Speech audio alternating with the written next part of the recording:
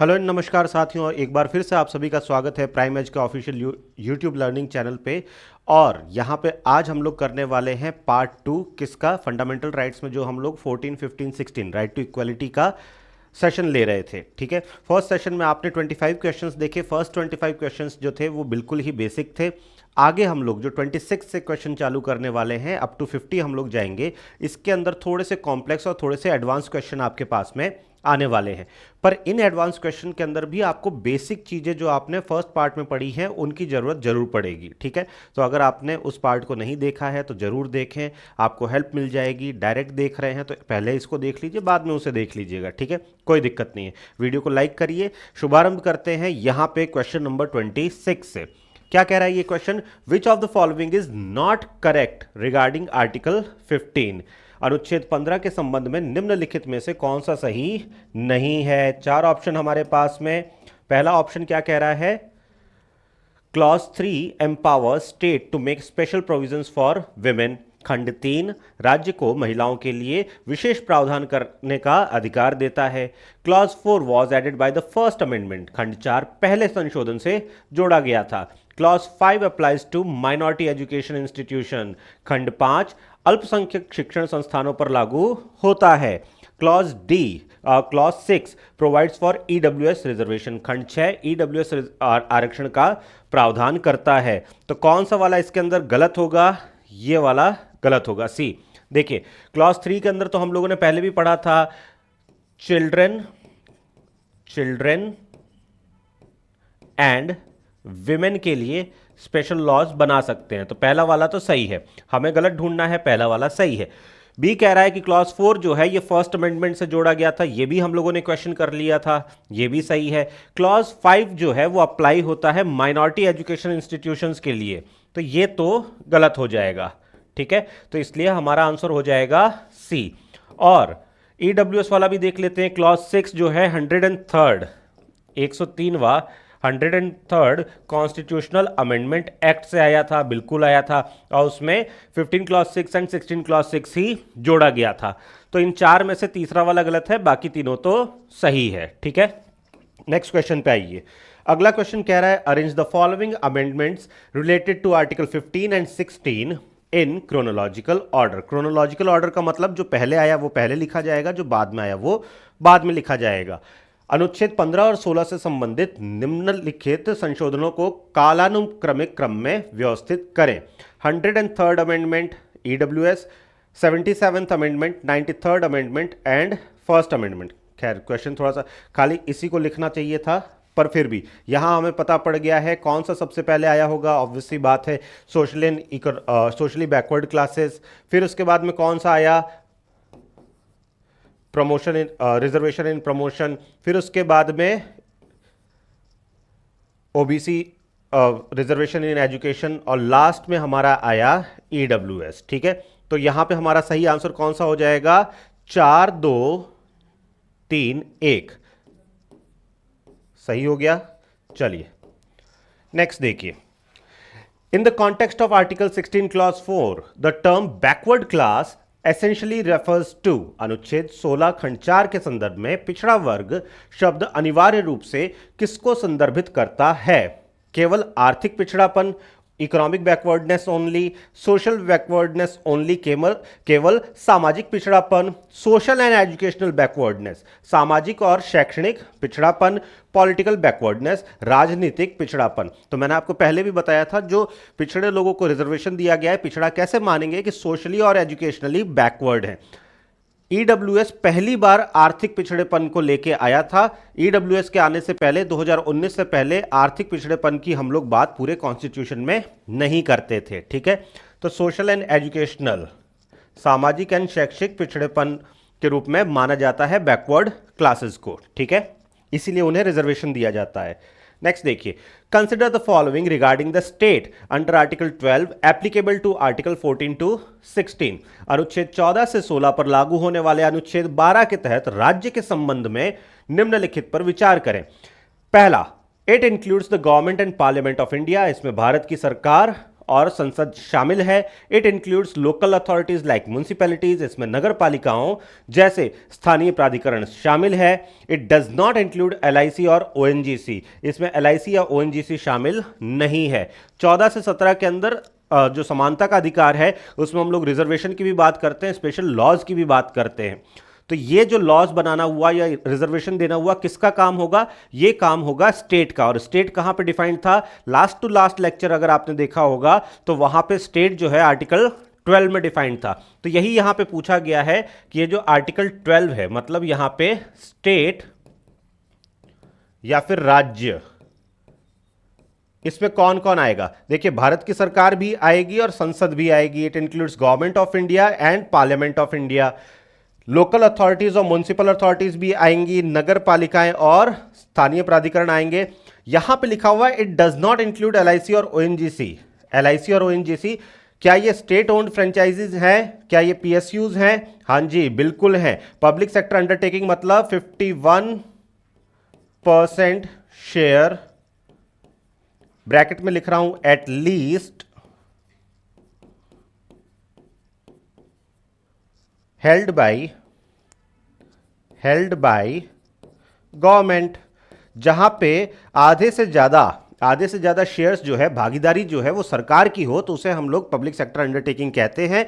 LIC और ONGC PSUs हैं, public sector undertakings हैं। तो इसलिए डज नॉट इंक्लूड लिख दिया, इसलिए ये गलत हो जाएगा। पहला सही, दूसरा सही, तीसरा गलत। 1 and 2 ओनली कहां लिखा हुआ है? ए में लिखा हुआ है। हमारा आंसर हो जाएगा ए। ठीक है, पुराना जो आपने पढ़ा है वो सब आगे आपको काम आएगा, बिल्डअप ही हो रहा है। नेक्स्ट देखिए, क्वेश्चन नंबर 30 कह रहा है reservation for women in panchayat is an example of which type of reservation permitted under article 15 clause 3। पंचायतों में महिलाओं के लिए आरक्षण अनुच्छेद 15 खंड 3 के तहत अनुमत किस प्रकार के आरक्षण का उदाहरण है? वर्टिकल रिजर्वेशन, लंबवत आरक्षण, हॉरिजॉन्टल रिजर्वेशन, क्षैतिज आरक्षण, डायगोनल रिजर्वेशन, विकर्ण आरक्षण, या फिर नन ऑफ द अबव, उपरोक्त में से कोई नहीं। कौन सा आरक्षण का प्रकार है भाई? ये हॉरिजॉन्टल रिजर्वेशन है। ये क्या है? हॉरिजॉन्टल रिजर्वेशन है। ठीक है, हॉरिजॉन्टल रिजर्वेशन के अंदर क्या आएगा? 30% जो महिलाएं हैं, 30% जो है वो टोटल में से सीटों को आरक्षित कर दिया जाएगा। ठीक है, इसका मतलब उस 30% पे सिर्फ और सिर्फ औरतें ही पार्टिसिपेट कर सकती हैं, भाग ले सकती हैं चुनाव के अंदर। ठीक है, नेक्स्ट देखिए, असर्शन और रीजन बेस्ड क्वेश्चन आ गए हैं। असर्शन यहां पे, रीजन यहां पे। दो टाइप के स्टेटमेंट आपको दिए गए हैं। सबसे पहले यह जांचना है क्या दोनों स्टेटमेंट सही है, और अगर दोनों सही है तो क्या आर रीजन जो है वो करेक्ट एक्सप्लेनेशन है ए का। तो दोनों एक बार पढ़ लेते हैं। Article 14 constitutes a guarantee against arbitrariness. Reason है equality and arbitrariness are sworn enemies. देखिए भाई, आर्बिट्रीनेस मतलब मनमानापन, आर्बिट्रीनेस मतलब मनमानापन। आप मेरी क्लास के अंदर बैठे, मैंने कोई कारण नहीं बताया और आपको बोला कि आप क्लास से बाहर निकल जाइए। ये मैंने क्या किया? यहां मैंने मनमानी की।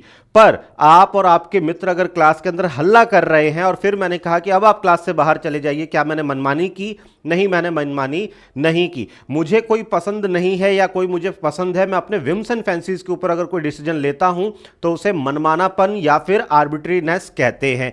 तो आर्टिकल 14 जो है वो समानता देता है और साथ ही साथ कैंसिल आउट करता है आर्बिट्रीनेस को। तो इसलिए पहला वाला तो सही है। दूसरा वाला, equality and arbitrariness are sworn enemies. जहां पे मनमानापन होगा वहां पे समानता नहीं होगी, जहां आर्बिट्रीनेस होगी वहां पे इक्वलिटी नहीं होगी। इसलिए ये वाली बात भी सही है कि दोनों एकदम एनिमी। क्या ये इसका रीजन हो सकता है? बिकॉज लगा के देखिए एक बार, बिकॉज लगा के देखिए एक बार। Article 14 constitute a guarantee against arbitrariness, equality and because equality and arbitrariness are sworn enemies. जम नहीं रहा है, दोनों इंडिपेंडेंट स्टेटमेंट लग रहे हैं। दोनों हैं तो सही, both A and R correct, but R is not the correct explanation of A. तो हमने रख दिया बी अपने आंसर में। आंसर हो गया हमारा बी। आसान है बच्चों, कोई दिक्कत नहीं है। नेक्स्ट क्वेश्चन पे आ जाइए।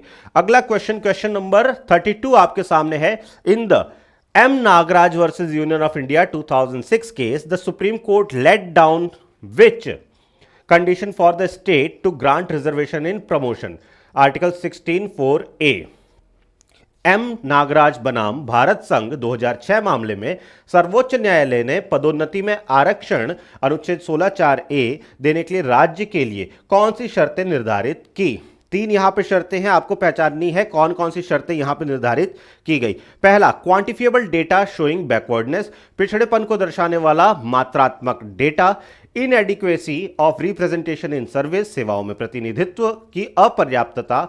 Maintenance of efficiency of administration, article 335, प्रशासन की दक्षता का रख रखाव, अनुच्छेद 335। इनमें से कौन कौन सी शर्तें जो है M Nagaraj versus union of India में रखी गई थी?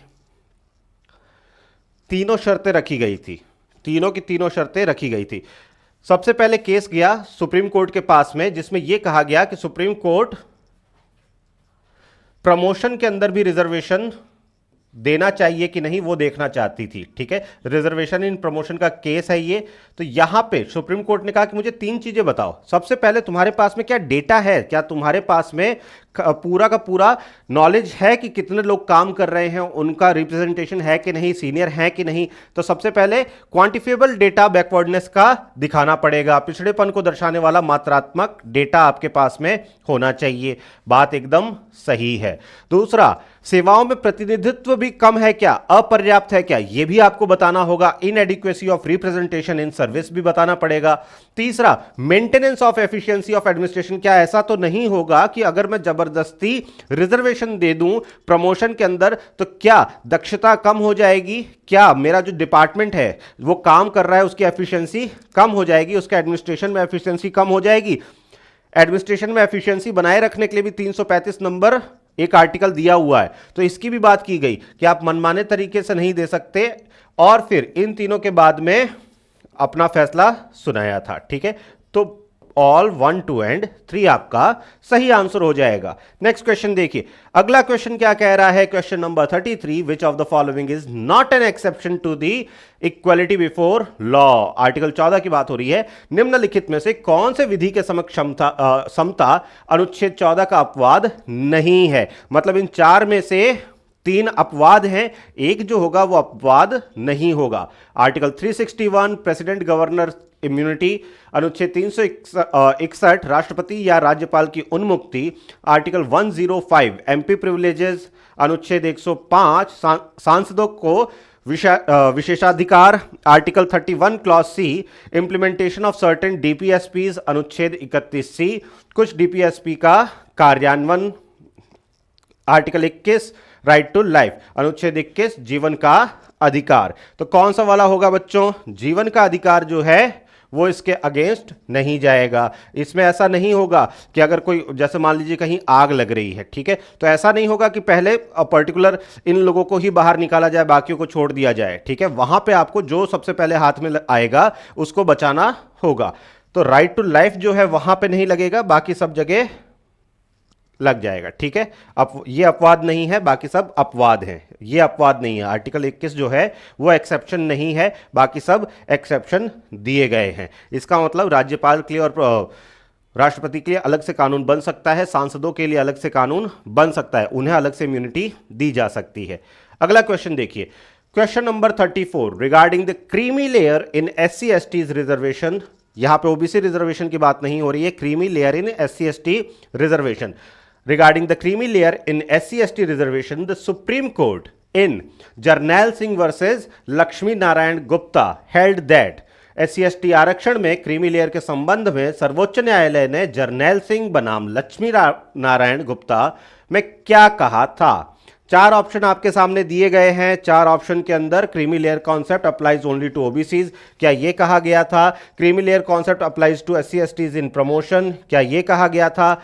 States must collect quantifiable data in backwardness for SC/STs, क्या यह कहा गया था?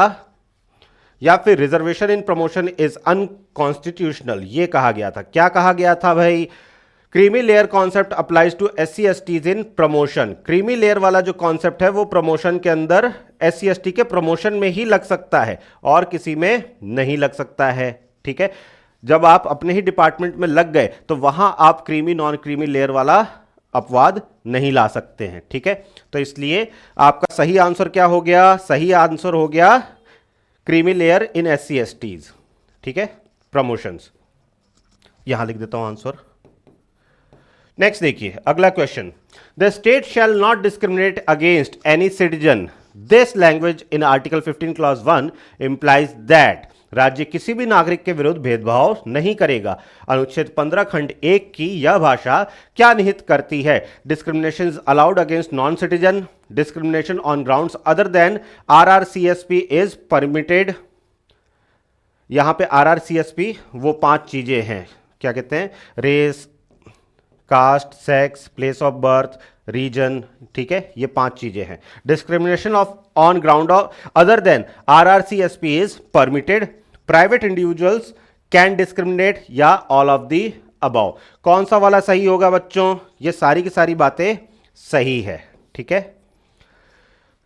जोधपुर में आप मेहरानगढ़ फोर्ट पे जाएंगे तो वहां देखने को मिलेगा कि जो सिटीजन्स हैं उनके लिए 150 रुपए की एंट्री है और 600-700 रुपए फॉरेनर्स के लिए एंट्री है। क्या मैंने डिस्क्रिमिनेट किया? हाँ, मैंने डिस्क्रिमिनेट किया। तो इसका मतलब discrimination is allowed against non citizen. Non citizen के अगेंस्ट डिस्क्रिमिनेशन हो सकता है। नॉन सिटीजन में आपकी कंपनी भी आ जाती है, कंपनी पर्सन जरूर है पर सिटीजन नहीं है, कंपनी भी आ जाती है, खाली फॉरेनर्स नहीं होते हैं। Discrimination on ground other than RRCSP is permitted, तभी तो डोमिसाइल बेसिस पे आपको मिल जाता है, प्लेस ऑफ बर्थ पे नहीं मिलता है, बट डोमिसाइल बेसिस पे आपको रिजर्वेशन मिल जाता है। तो दूसरी बात भी सही है, पहली सही, दूसरी सही। तीसरी पढ़िए, private individuals can discriminate. Private individuals जो हैं वो चाहे तो 100% अपना स्टाफ विमेन रख सकते हैं, अपने काम को देखते हुए 100% स्टाफ अगर मेल है, 100% स्टाफ ट्रांसजेंडर है, या फिर किसी पर्टिकुलर कम्युनिटी से है, पर्टिकुलर एज ग्रुप से है, पर्टिकुलर प्लेस से है। प्राइवेट इंस्टीट्यूशन के ऊपर ऐसा रिजर्वेशन वाला कुछ भी थोपा नहीं जाता है। तो इसलिए ऑल ऑफ द अबव तो सभी जो हैं वो सही हैं, ठीक है। चलिए, हालांकि ऐसा नहीं कि डिस्क्रिमिनेशन अलाउड है, यहां पे मतलब ये कहा गया है कि स्टेट जो है वो डायरेक्ट कंट्रीब्यूट नहीं करता है, ठीक है। नेक्स्ट देखिए, which judgment stated that article 14, 19, 21 are not mutually exclusive but form a golden triangle. किस फैसले में कहा गया कि अनुच्छेद 14, 19 और 21 परस्पर अनन्य नहीं है बल्कि एक स्वर्ण त्रिभुज बनाते हैं? AK गोपालन केस, मनेका गांधी केस, चंपकम दोराई राजन केस या फिर गोलकनाथ केस। किस में कहा गया था बच्चों? ये कहा गया था मनेका गांधी केस के अंदर। कहां है? बी में। गोल्डन ट्रायंगल वाला हम लोगों ने पहले भी देख लिया था लास्ट टू लास्ट क्लास के अंदर। मनेका गांधी केस के अंदर ये कहा गया था आर्टिकल 14, 19 और 21। आर्टिकल 14 किसकी बात करता है? Right to equality, right to equality. Article 20 बात करता है right to life, right to life. और आर्टिकल 19 बात करता है राइट टू फ्रीडम। अलग अलग टाइप की फ्रीडम है, राइट टू फ्रीडम, ठीक है, इनकी बात करता है। यह कहा गया कि आपस में जुड़े हुए नहीं है बट ये गोल्डन ट्रायंगल फॉर्म करते हैं। सबसे पहले इक्वालिटी मिलनी चाहिए, उसके बाद में फ्रीडम मिलनी चाहिए और उसके बाद लाइफ सिक्योर होनी चाहिए। ये बेसिक मतलब एक तरह से क्या है, आधार मान लीजिए। गोल्डन ट्रायंगल इसको कहा गया था मनेका गांधी केस के अंदर, ठीक है। चलिए नेक्स्ट देखिए, consider the following about reservation इन राजस्थान। राजस्थान में आरक्षण के संबंध में निम्नलिखित पर विचार करें। MBC most backward class gets 5% reservation. MBC अति पिछड़ा वर्ग को 5% आरक्षण मिलता है। This reservation is given under article 16 clause 4। यह आरक्षण अनुच्छेद 16 खंड 4 के तहत दिया जाता है। गुर्जर्स आर इंक्लूडेड इन MBC। गुर्जरों को MBC में शामिल किया गया है। कौन कौन सा स्टेटमेंट यहां पे सही है? तीनों ही बातें सही है बच्चों। एक तो 5% MBCs को, मोस्ट बैकवर्ड क्लास को 5% रिजर्वेशन है जो कि 16 क्लॉज 4 के अंदर आता है। एंड गुर्जर जो हैं उन्हें इसी के अंदर, इसी MBC के अंदर रिजर्वेशन दिया जाता है। तो बात तीनों सही है, तीनों सही है, तो मेरा आंसर डी। नेक्स्ट देखिए, the principle of reasonable classification under article 14 requires two conditions to be fulfilled. One is intelligible differentia. What is the other? अनुच्छेद 14 के तहत युक्ति युक्त वर्गीकरण के सिद्धांत के लिए दो शर्तों का पूरा करना आवश्यक है। एक है बोधगम्य अंतर, जिसे कि इंटेलिजिबल डिफरेंशिया कहा जाता है। दूसरा क्या है? सोशल जस्टिस, सामाजिक न्याय, rational nexus with the object sought to be achieved, प्राप्त किए जाने वाले उद्देश्य के साथ तर्कसंगत संबंध, इकोनॉमिक इक्वालिटी, आर्थिक समानता, हिस्टोरिकल बैकग्राउंड या फिर ऐतिहासिक पृष्ठभूमि। देखिए, जब भी आपको रीजनेबल क्लासिफिकेशन करना होगा, अब ये रीजनेबल क्लासिफिकेशन जो है, इसके अंदर जरूरी नहीं कि हमेशा एक क्लास या वन पर्सन भी रीजनेबल क्लासिफिकेशन में फॉल कर सकता है, पर मुझे दो चीजें चाहिए। एक है इंटेलिजिबल डिफरेंशिया, पहला है इंटेलिजिबल डिफरेंशिया, और दूसरा मुझे चाहिए होता है रैशनल नेक्सस। ये दो वर्ड याद कर लीजिए। इंटेलिजिबल डिफरेंशिया को हम लोग युक्ति युक्त वर्गीकरण कहते हैं, और रैशनल नेक्सस को हम लोग क्या कहते हैं? तर्कसंगत संबंध। क्यों चाहिए? जैसे विमेन और बच्चों के लिए, बाल अधिकार के लिए हम लोग अलग से लॉ बना सकते हैं। क्यों बना सकते हैं? क्यों बना सकते हैं? क्योंकि विमेन को एक तो प्रॉपर रिप्रेजेंटेशन नहीं, ऐसा थोड़ी कि 50% मेल है तो 50% ही फीमेल काम कर रही हैं, ठीक है? या फिर 50% अगर विधायक है तो 50% ही महिला विधायक है, 50% सांसद पुरुष हैं तो 50% ही इक्वल है नहीं, थोड़ा बहुत ऊपर। इसका मतलब पहले क्या कहते हैं, हमने ये देखा, हमने प्रॉब्लम को आइडेंटिफाई किया कि जो बच्चे हैं वो खुद के अधिकारों का संरक्षण नहीं कर सकते, उनके लिए स्पेशल लॉज बनाने पड़ेंगे। महिलाएं भी जो हैं उनका रिप्रेजेंटेशन अच्छा नहीं है, प्लस वो अगर परंपरागत रूप से देखा जाए तो खुद को संभाल पाने में थोड़ी सी अक्षम महसूस हुई थी। तो उस टाइम में ऐसा लगा कि हाँ, इनके लिए अलग से लॉज बनाए जाने चाहिए, और बनाए भी गए, ठीक है? तो यहां पे क्या था? एक तर्कसंगत संबंध था, एक तर्क दिया गया, इसके पीछे रीजन दिया गया, ठीक है? तो इसलिए बी जो होगा वो हमारा सही आंसर। ये दोनों वर्ड बहुत इंपॉर्टेंट है, intelligible differentia and rational nexus. याद कर लीजिए, याद कर लीजिए, याद कर लीजिए। मेंस लिखेंगे ना अगर कभी आप, तो ये दोनों वर्ड लिखने के बाद में तो आपको मजे आ जाएंगे, मार्क्स मिल जाएंगे। नेक्स्ट देखिए, question number 39, article 16 clause 6 was inserted to provide reservation to EWS. This reservation applies to EWS के लिए आरक्षण प्रदान करने के लिए अनुच्छेद 16(6) डाला गया था। यह आरक्षण किस पर लागू होता है?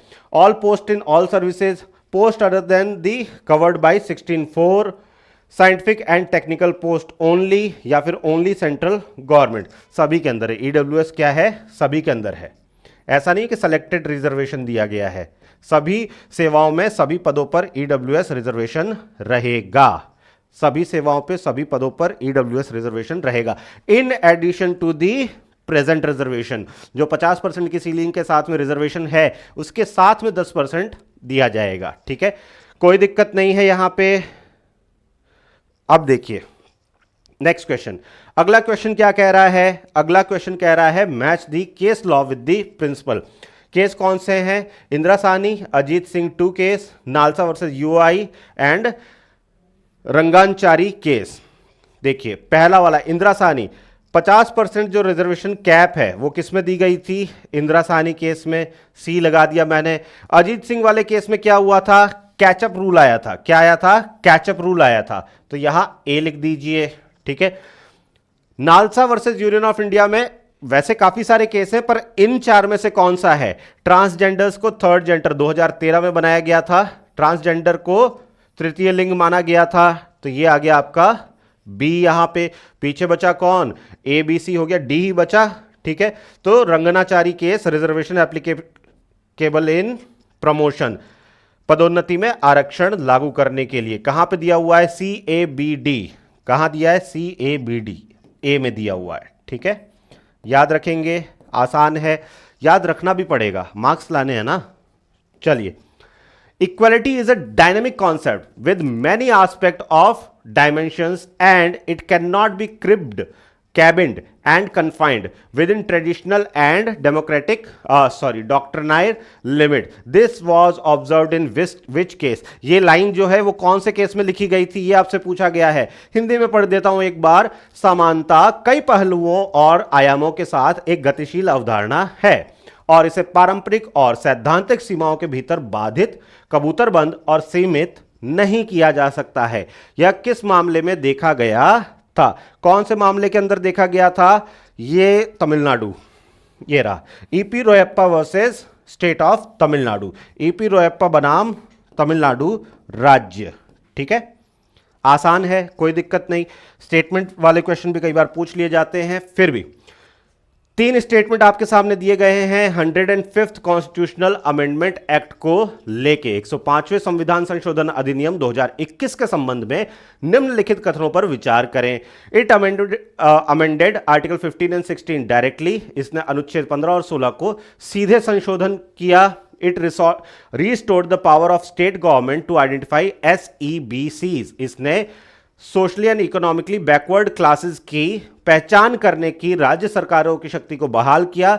It was enacted to clarify the impact of Maratha reservation judgement, इसे मराठा आरक्षण फैसले के प्रभाव को स्पष्ट करने के लिए अधिनियमित किया गया था। कौन सा वाला सही है भाई? यहां पे पहला वाला गलत है। Article 15 and 16, it amended article 15 and 16, 15 और 16 के अंदर अमेंडमेंट नहीं हुआ था। यह मराठा रिजर्वेशन केस वाला मामला है। 127वां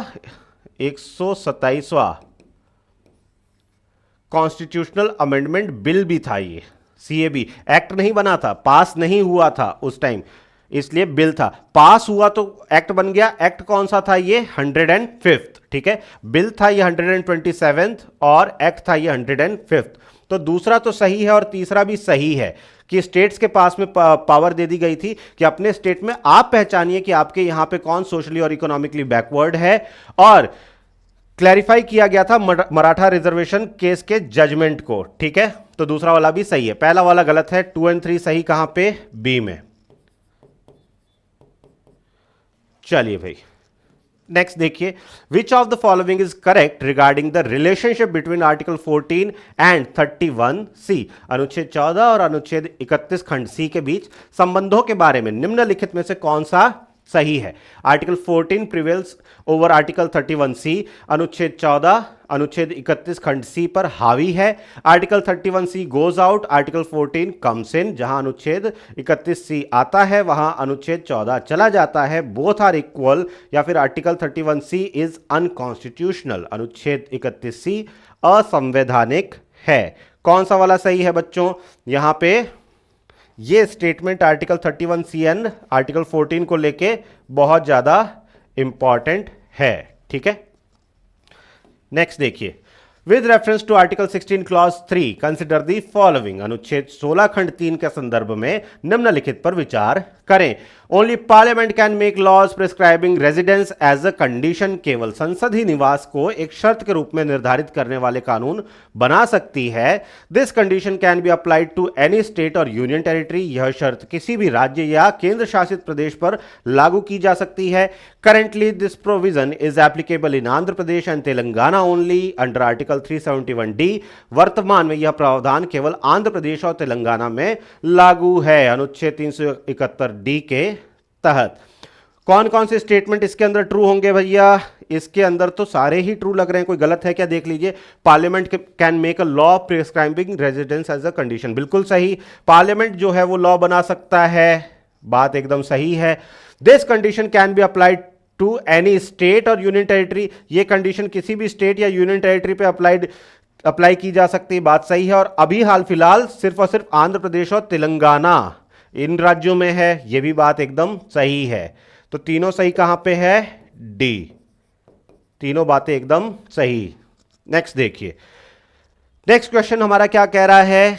substantive equality versus formal equality, article 15 clause 3 and 15 clause 4 are expression of which concept. वास्तविक समानता बनाम औपचारिक समानता अनुच्छेद 15 खंड 3 और 15 खंड 4 किस अवधारणा की अभिव्यक्ति है? औपचारिक समानता की मतलब formal equality, substantive equality, distributive justice, या बोथ बी एंड सी।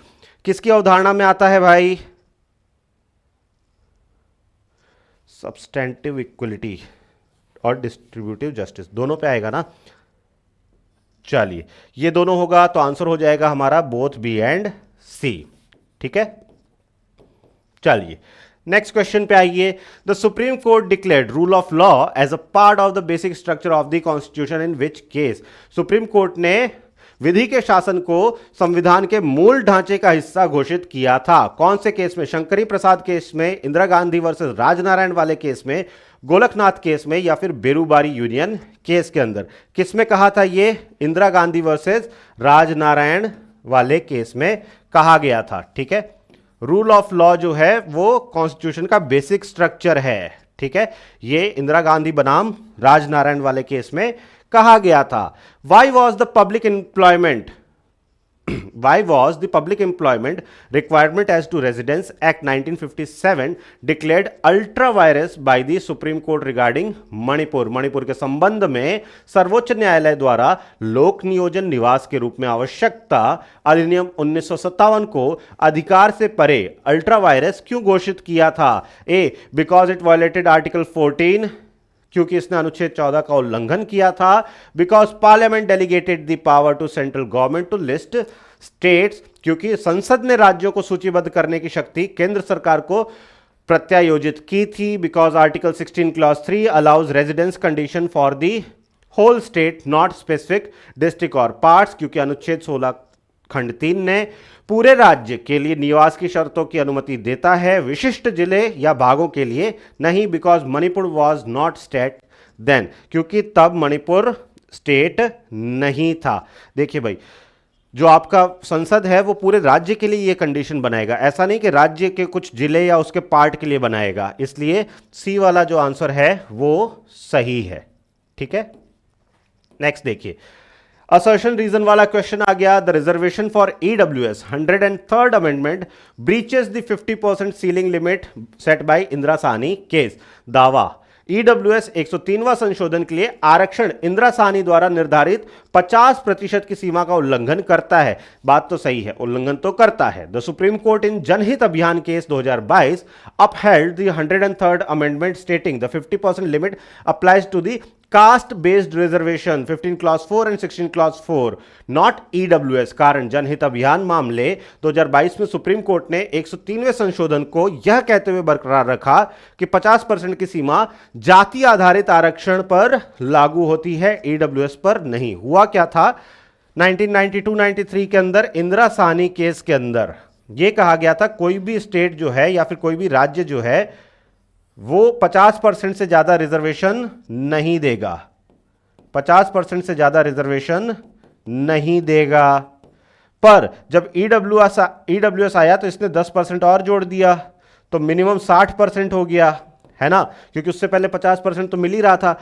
फिर इस केस के अंदर, केस का नाम है जनहित अभियान केस, ये नाम याद रखिए बच्चों, नाम याद रखिए, जनहित अभियान केस 2022, इंपॉर्टेंट लिख देता हूं, इस केस का नाम याद रखिएगा। ठीक है, इस केस के अंदर यह कहा गया कि अब तो अनकॉन्स्टिट्यूशनल हो गया, 10% जोड़ते ही 50% वाली जो सीलिंग है रिजर्वेशन की वो तो तोड़ दी गई।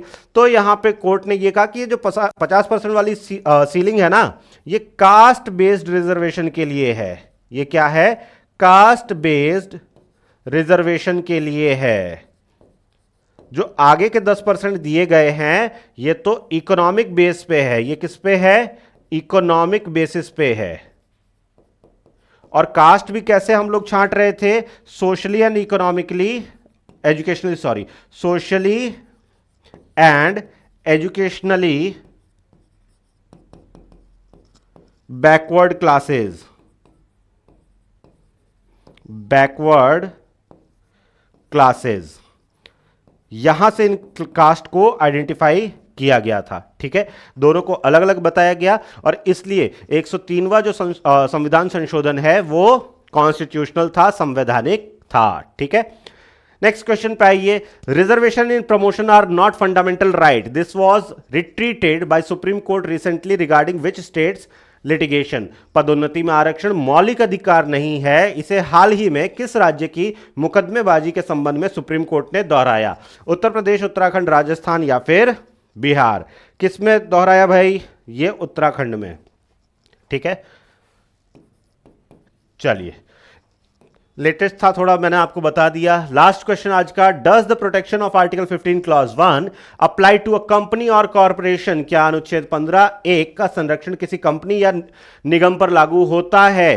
क्या होता है, क्या नहीं होता है? मैंने आपको पहले ही बताया, कंपनी या निगम जो है, कॉर्पोरेशन जो है वो क्या है? वो पर्सन तो है बट वो सिटीजन नहीं है। कहां गया? कंपनी या कॉरपोरेशन जो है ये नॉन सिटीजन है। क्या है? नॉन सिटीजन है, इसलिए इनके ऊपर लागू नहीं होता है। No because article 15 applies to citizens only. नहीं, क्योंकि अनुच्छेद 15 केवल नागरिकों पर लागू होता है। ठीक है, चलिए भाई, आज के लिए इतना ही। पार्ट 2 भी आपका कंप्लीट हो गया है। अगली क्लास के अंदर हम लोग बात करेंगे आर्टिकल 17 की, बहुत ही इंपॉर्टेंट होगा। फिर बात करेंगे आर्टिकल 18 की, या फिर अगर क्वेश्चंस ज़्यादा नहीं आते हैं तो फिर दोनों को एक साथ ही देख लेंगे। आई होप आपको ये क्लास पसंद आई हो, आपको समझ में आया हो। पसंद से ज़्यादा जरूरी है कि आपको समझ में आए। अगर समझ में आया, पसंद आई क्लास, तो लाइक करिए, अपने दोस्तों के साथ में शेयर करिए, अपने टेलीग्राम ग्रुप, व्हाट्सएप ग्रुप्स के अंदर शेयर करिए। उसके अलावा खुद भी सब्सक्राइब करके रखिए, बेल बटन दबा के रखिए, ताकि आपके एग्जाम्स के अंदर अच्छी प्रिपरेशन हो सके। अब तक ज़्यादा 10-11 क्लासेस जा चुकी हैं, बहुत ज़्यादा क्लासेस नहीं है, बट काफ़ी लोगों ने कहा है कि थोड़ी बहुत जो नॉलेज है वो हम तक पहुंच रही है। तो थैंक यू सो मच जिन लोगों को ये लगता है। जिन्हें नहीं लगता है वो लोग कैसे इंप्रूव करना चाहिए, आपके लिए हम और क्या कर सकते हैं, वो कमेंट सेक्शन में ज़रूर बताएं। मिलते हैं आपसे अगली क्लास के अंदर, तब तक के लिए जय हिंद, जय भारत।